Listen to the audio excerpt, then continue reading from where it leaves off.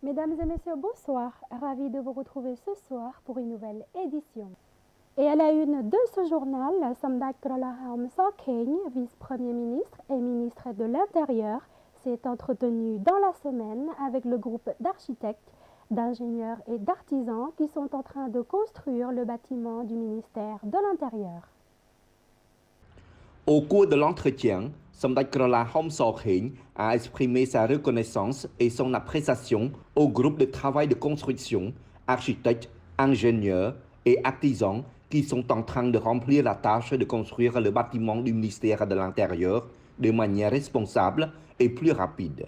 Samdech Kralahom Sokeng a également annoncé que les efforts de l'équipe d'architectes, d'ingénieurs et d'ouvriers pour achever la construction du nouveau bâtiment du ministère de l'Intérieur sont la preuve que ces travaux ne servent pas seulement les intérêts de l'entreprise, mais également les intérêts de la nation. Car la construction de ce nouveau bâtiment est un bien public pour servir les intérêts de la nation et du peuple d'aujourd'hui et de l'avenir.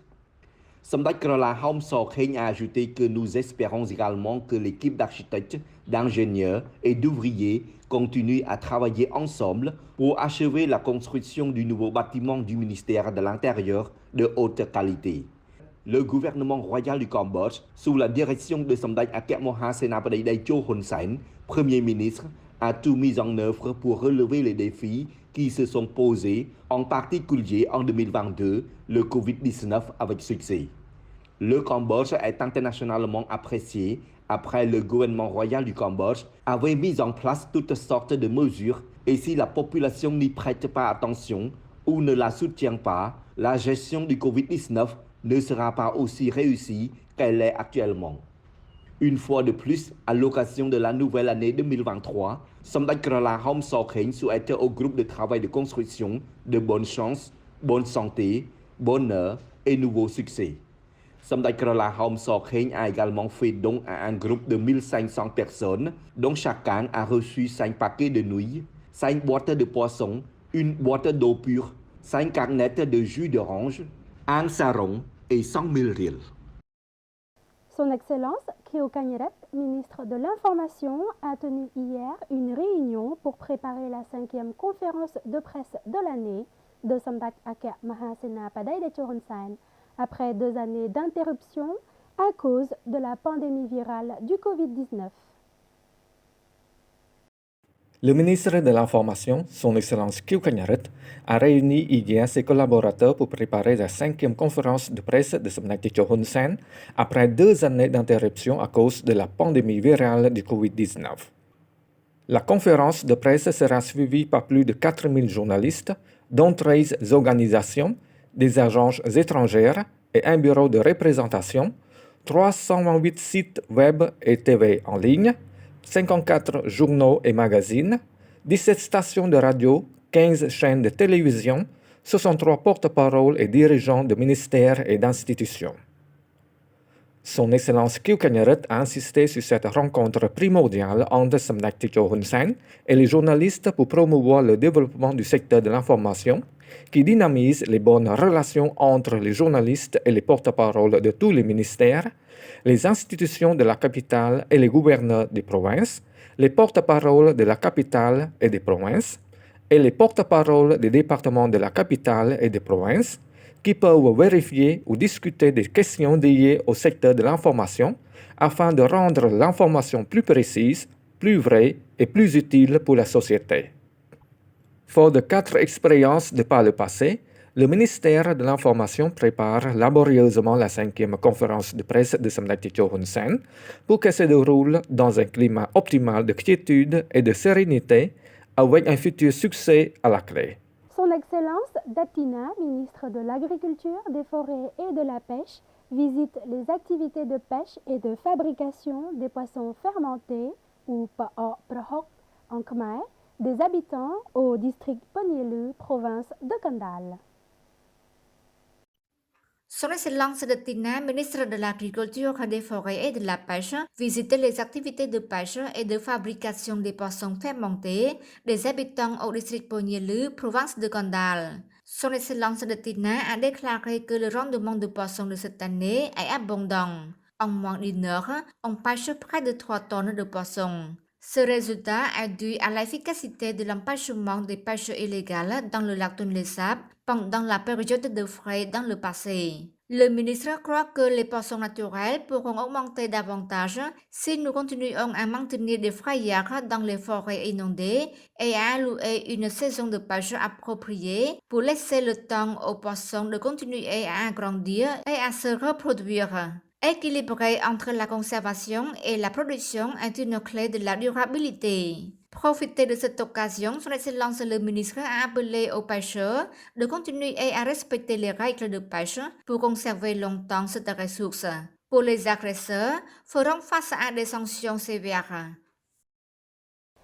Son Excellence Baung Sarat, président du Conseil provincial de Preiveng, a présidé hier la rentrée scolaire de l'année scolaire 2022-2023 au lycée Chan Krishna dans la commune de Chre, district de Messan de la province de Preiveng.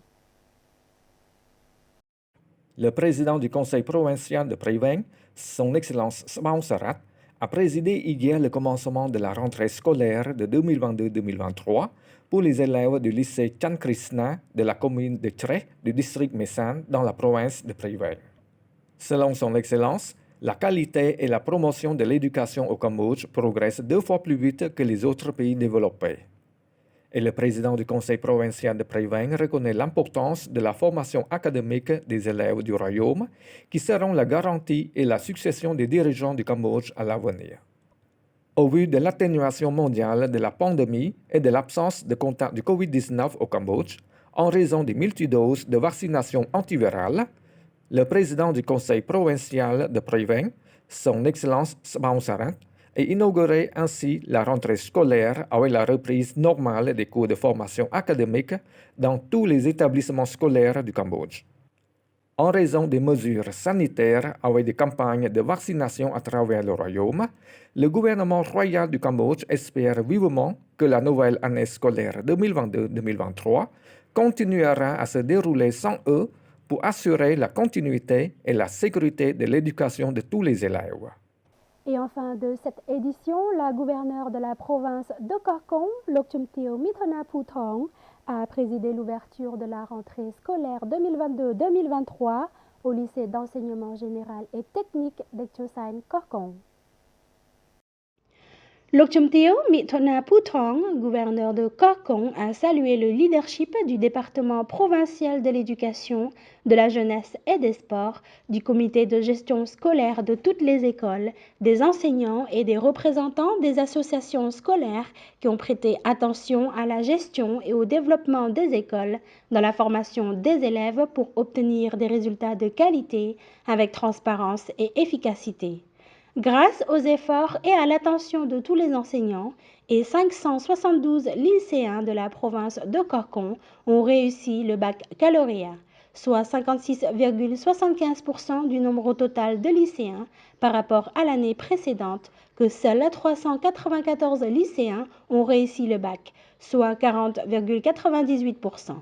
Cette année, dans la province de Korkong, nous avons également 5 lycéens qui ont obtenu le bac avec la mention A, dont 2 lycéens venus du lycée d'enseignement général et technique de Chosain Korkong. Afin d'assurer la qualité tant de la gestion que de l'enseignement, Lokchumteo Mithona Phuthong a demandé à la direction provinciale de l'éducation, de la jeunesse et des sports, au bureau de l'éducation de la jeunesse et des sports et à la direction de l'école, ainsi qu'aux enseignants d'être attentifs à la mise en œuvre des éléments essentiels comme l'inscription, la gestion du personnel et de l'assiduité des élèves et l'implication dans la gestion de l'assiduité en demandant au conseil de direction de renforcer la discipline des enseignants et des élèves et bien l'organisation de l'environnement d'apprentissage. Et c'est la fin de ce journal. J'aurai le plaisir de vous retrouver demain pour une nouvelle édition. Très belle soirée à tous sur TVK. À demain.